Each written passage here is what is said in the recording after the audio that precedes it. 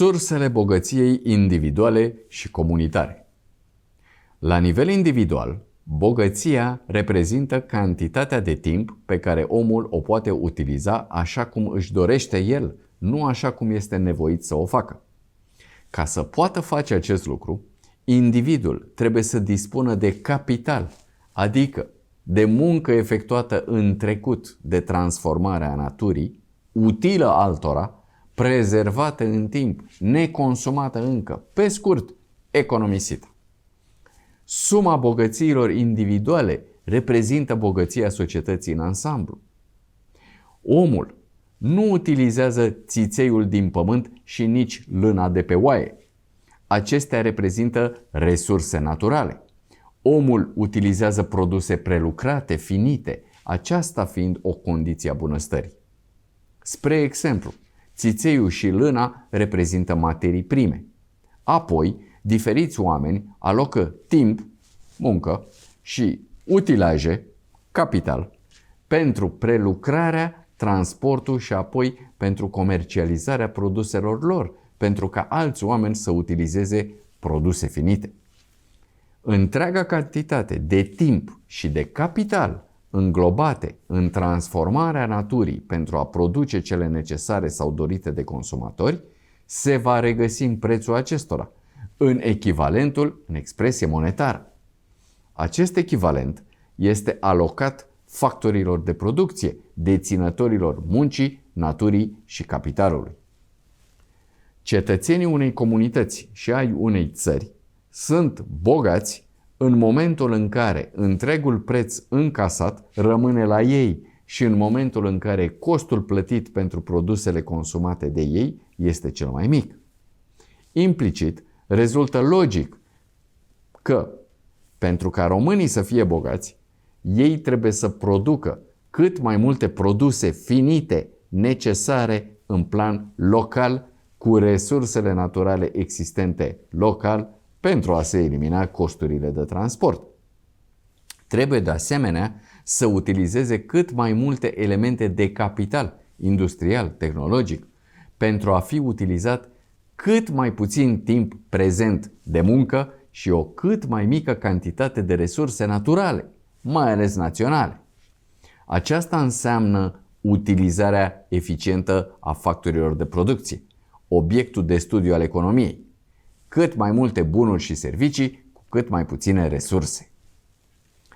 Desigur că pot fi și situații în care este mai eficient să importi, atunci când alții își pun la dispoziție resursele naturale finite și neregenerabile la un preț foarte mic, când timpul lor de muncă este recompensat foarte puțin, având o putere de cumpărare mică sau când capitalul utilizat de către ei este recompensat cu un preț mic care nu acoperă uzura acestuia. Iar dacă acești producători, proprietarii ai factorilor de producție, sunt obligați să primească în contul consumului de factori de producție o pseudomonedă, adică bani fiat, fără cost de producție în spate, fără o acoperire în resurse, multiplicabil lejer de către sistemul bancar, rețeta sărăcirii celor cu resurse este sigură. România și românii trebuie să iasă din acest cerc vicios, trebuie să se ridice din sărăcire.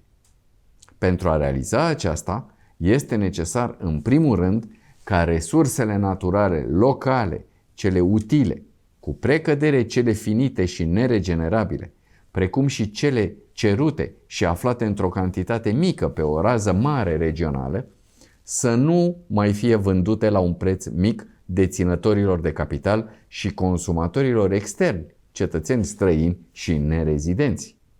Mai este necesar apoi ca prelucrarea acestora să se facă local, pentru a se reduce timpul și resursele altfel necesare transporturilor. Apoi este necesar ca elementele de capital utilizate să aparțină românilor și să fie eficiente. Românii trebuie să fie deținători de capital și acționari.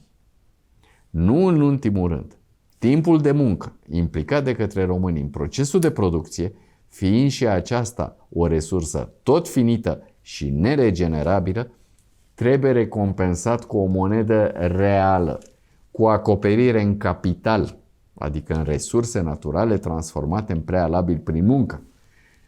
Monedă care să nu își piardă puterea de cumpărare, obligându-și deținătorii la o muncă continuă pentru asigurarea celor necesare traiului. Odată consumate timpul oamenilor și alte resurse naturale locale, capitalul rezultat, surplusul de după autoconsum, trebuie să fie rezistent în timp și să reziste uzurii fizice și morale pentru a economisi resurse în viitor. Iar respectivul bun sau serviciu, în măsura în care va fi cumpărat, inclusiv de către cetățenii străini rezidenți ai altor țări, aceștia vor trebui să genereze bani, nu pseudobani, producătorilor și comunității locale, cu care aceștia își vor cumpăra practic acum și în viitor timp sau alte bunuri și servicii, în speță timpul altora. Cu cât munca e mai calificată și natura mai transformată, deci cu cât bunul sau serviciul este mai cerut și într-o formă mai avansată de evoluție, cu atât prin vânzare vom obține mai mulți bani, pe care îi vom preschimba primind mai multe bunuri și servicii în schimb. Cu cât vom cumpăra, importa mai puțin de la alții, mai ales produse scumpe, eventual produse și cu resursele noastre naturale, cu atât vom avea mai mult capital pentru a-l utiliza în viitor. Toate acestea sunt la fel de valabile pentru individ cât sunt și pentru o comunitate, inclusiv pentru o națiune. Cine vinde doar timp, muncă și natură, resursă naturală, nu se va îmbogăți.